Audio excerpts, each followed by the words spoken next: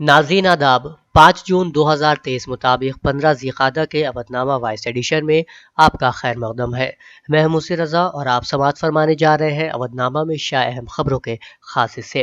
حکومت نے اڈیشہ کے بالاسور ضلع میں جمعے کی شام پیش آئے ٹرین حادثے کی وجوہات کی جانچ مرکزی تفتیش بیورو یعنی CBI سے کرانے کا فیصلہ کیا ہے۔ ریلوے کے وزیر اشونی ویشنو نے آج نامہ نگاروں کو بتایا کہ یہ حادثہ کن حالات میں ہوا اور ریلوے اور انتظامیہ سے اب تک جو بھی اطلاع ملی ہے اس کے پیش نظر مزید تحقیقات کے لیے پورے معاملے کو CBI کے حوالے کرنے کا فیصلہ کیا گیا ہے۔ اپوزیشن نے اس واقعے کو لے کر مرکزی حکومت کو نشانہ بنایا ہے۔ کانگریس لیڈر راہل گاندھی نے اس معاملے میں وزیر ریلوے سے استعفیٰ طلب کیا ہے۔ بالاسور ٹرین حادثے کی تحقیقات کا معاملہ اب سپریم کورٹ پہنچ گیا ہے۔ وشال تیواری نامی وکیل نے اس معاملے کو لے کر عرضی داخل کی ہے۔ اس عرضی میں حادثے سے بچاؤ کے کوچ نظام کو جلد از جلد نافذ کرنے کا مطالبہ کیا گیا ہے۔ اس کے علاوہ سابق جج کی سربراہی میں انکوائری کمیشن بنانے کا بھی مطالبہ کیا گیا ہے۔ آل انڈیا مسلم پرسنل لا بورڈ کے نو منتخب جنرل سیکریٹری اور جامعۃ الہدایہ جے پور کے سربراہ مولانا فضل الرحیم مجددی نے مسلم پرسنل لا بورڈ کو مضبوط اور ملک و ملت کے لیے مفید بنانے کی اپیل کرتے ہوئے کہا کہ مسلمانوں کے آئلی مسائل حل کرنے کے مرحلے میں ہم سب کو باہمی اخلاص و احترام اور ایک دوسرے سے معاونت کی ضرورت ہے۔ انہوں نے کہا کہ مسلم پرسنل لا بورڈ سے مسلمانوں کے جذبات و احساسات اور امیدیں وابستہ ہیں۔ ہمیں نہ صرف مسلمانوں کی امیدوں پر کھرا اترنا ہے بلکہ اس سمت میں کوشش کرنی ہے کہ مسلمانوں کی وابستگی کیسے مزید مضبوط بنے۔ ریسلنگ فیڈریشن آف انڈیا کے صدر برج بھوشن شرن سنگھ کی گرفتاری نہ ہونے کی وجہ سے تحریک تیز ہوتی جا رہی ہے۔ سونی پت ضلع کے منڈلانا گاؤں کے اسٹیڈیم میں 5 جون کو خاتون پہلوانوں کی حمایت میں ایک مہا پنچایت کا انعقاد کیا جا رہا ہے۔ کسان لیڈر گرونام سنگھ چڑھونی ہفتے کو مہا پنچایت کی تیاریوں کا جائزہ لینے پہنچے۔ اس دوران چڑھونی نے کہا کہ مہا پنچایت میں پہلوانوں کی رائے کے مطابق بڑے فیصلے لیے جا سکتے ہیں۔ انہوں نے کہا کہ اس مہا پنچایت میں 20,000 سے زیادہ لوگ شرکت کریں گے۔ اس کے لیے 4 ایکڑ میں شامیانہ نصب کیا گیا ہے۔ کسان لیڈر گرونام سنگھ چڑھونی نے کہا کہ ہریانہ، پنجاب اور اتر پردیش کے کسان بھی اس مہا پنچایت میں پہنچنے والے ہیں۔ لکھنؤ پولیس نے سیکیورٹی کو مضبوط بنانے کے لیے ہر گھر کیمرہ کے نام سے ایک اسکیم شروع کی ہے۔ اس کے تحت پولیس افسران ہر محلے کا دورہ کریں گے اور لوگوں سے ہر گھر کے باہر کم از کم ایک CCTV کیمرہ لگانے کی اپیل کریں گے تاکہ پورے علاقے کو کور کیا جا سکے۔ لکھنؤ پولیس اس اسکیم میں ہر وارڈ کے کارپوریٹروں اور ممتاز شہریوں کو بھی شامل کرے گی۔ بہار کے بھاگلپور میں گنگا ندی پر اربوں روپے کی لاگت سے زیر تعمیر پل گر گیا ہے۔ کھگڑیا کو بھاگلپور سے جوڑنے والے اگوانی سلطان گنج گنگا برج کے گرنے کی وجہ سے نتیش حکومت ایک بار پھر بدعنوانی کے الزامات میں گھر گئی ہے۔ اس پل کے 4 ستون گر کر گنگا میں بہہ گئے ہیں۔ گنگا میں پل گرنے کا ویڈیو سوشل میڈیا پر وائرل ہو رہا ہے۔ یہ پل 1700 کروڑ روپے کی لاگت سے بنایا جا رہا تھا۔ اس کی تعمیر پر پہلے ہی سوال اٹھ رہے تھے۔ معلومات کے مطابق یہ پل بھاگلپور میں گنگا ندی پر بننے والا سب سے بڑا پل ہے۔ وزیر اعلیٰ یوگی آدتیہ ناتھ نے جنتا درشن میں تقریباً 400 لوگوں کے مسائل سنے۔ سب کے مسائل سننے کے بعد یقین دلایا کہ ہر مسئلے کو بروقت، شفاف اور تسلی بخش طریقے سے حل کیا جائے گا۔ اس دوران سرہڑی سے آئی ہوئی ایک خاتون نے رہائش کا مسئلہ بتایا۔ اس پر وزیر اعلیٰ نے فوری طور پر ضلع مجسٹریٹ کو ہدایت دی کہ خاتون کو پردھان منتری آواس یوجنا یا وزیر اعلیٰ آواس یوجنا کے تحت رہائش فراہم کی جائے۔ زمینوں پر قبضے کی شکایت پر انہوں نے کہا کہ ایسے معاملات میں سخت قانونی کارروائی کو یقینی بنایا جائے گا۔ وزیر اعلیٰ نے علاج کے لیے مالی امداد کے لیے آنے والے لوگوں کو یقین دلایا کہ پیسے کی کمی کی وجہ سے علاج نہیں روکا جائے گا۔ انہوں نے افسران کو ہدایت دی کہ تخمینہ لگانے کے عمل کو ترجیحی بنیادوں پر مکمل کر کے حکومت کو فراہم کیا جائے۔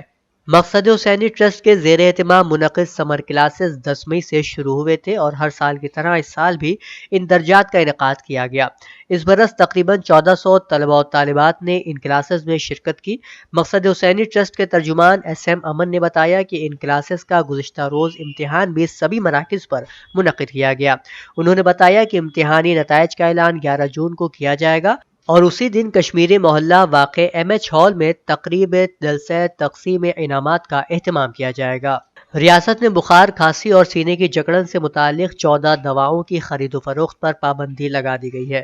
مختلف میڈیکل اسٹوروں پر رکھی گئی ادویات کو مینوفیکچرنگ کمپنی کو واپس کرنے کی ہدایت دی گئی ہے۔